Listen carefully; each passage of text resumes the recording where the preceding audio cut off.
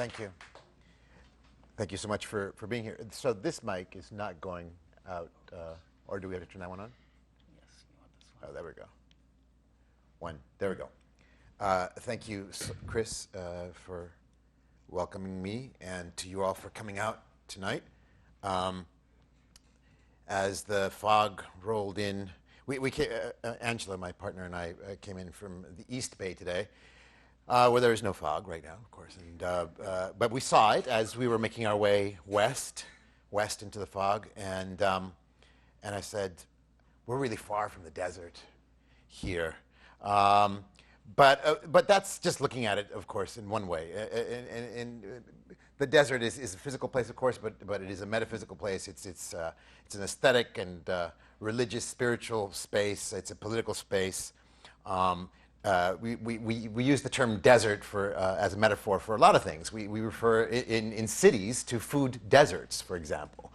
That's become a powerful trope in recent years. This book, in particular, deals, I think, at its heart with several deserts, but ultimately the subtitle is Boom and Bust in the New Old West. So I'm looking at the way the economy affects our lives, the way the economy gets into our very bodies. It's a book that I wrote because my body arrived in the desert under very particular circumstances in the winter of 1997, when I was broken, and on drugs. I was in Mexico City, where I had been lucky enough to go under a book contract from New York. I got an advance from a New York publisher to write a book. It was, a dream come true.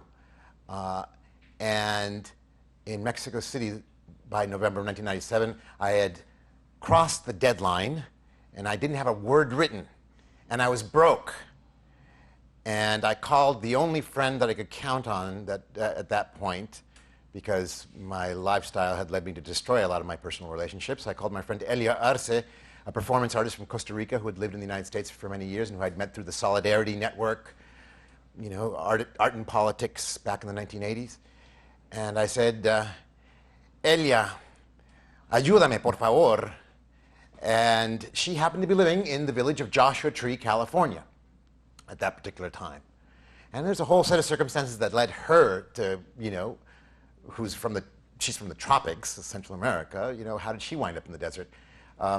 Everybody has a story out in the desert about how they got there. She said, Ruben, ven para acá. We'll take care of you. We'll give you a place to live. And shortly thereafter, I arrived in the desert.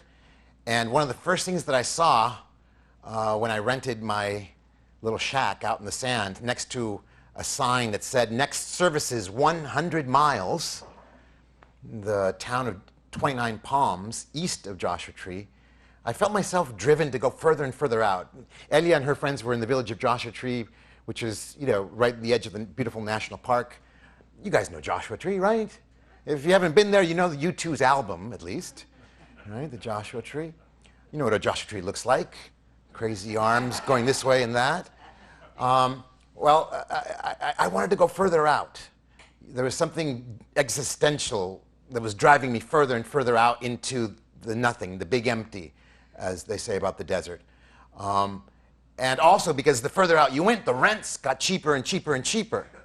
So I was paying $275 a month for a 2-bedroom house with 5 acres of land on the edge of 29 Palms, right where that sign said, next service is 100 miles. And that's where this book begins. It begins with a personal crisis and arriving. It was no accident that I arrived on this particular landscape. Ultimately, the desert has been the site of restorative pilgrimage for millennia. At that particular moment, I don't think I was aware of what I was doing. I didn't say to myself, I'm in big trouble with my life, I must go heal in the desert.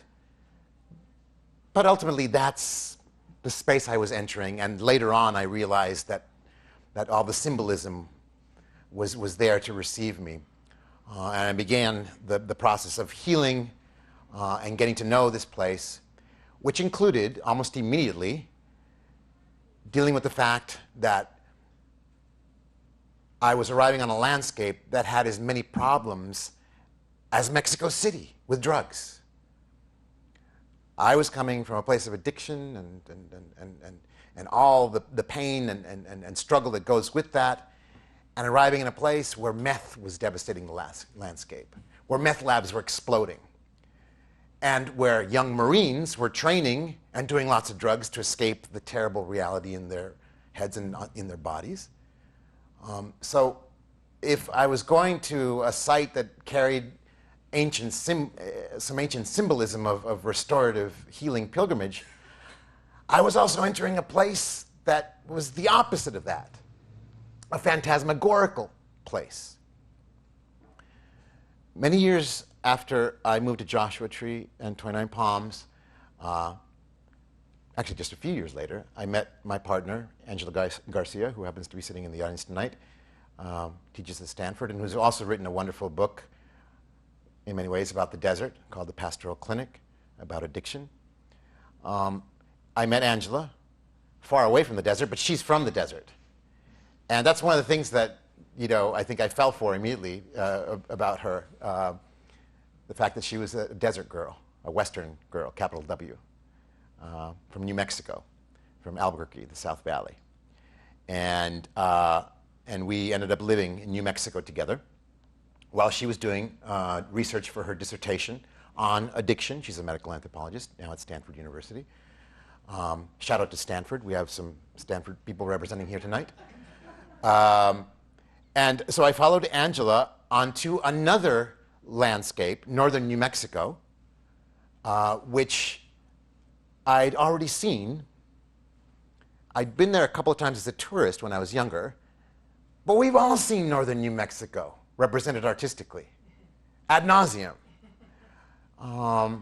Whether it's, a little, postcard in a carousel in a truck stop, or Ansel Adams, George O'Keeffe, the great Taoist and Santa Fe artist colony painters, the writers, John Nichols, Milagro Beanfield, wore films.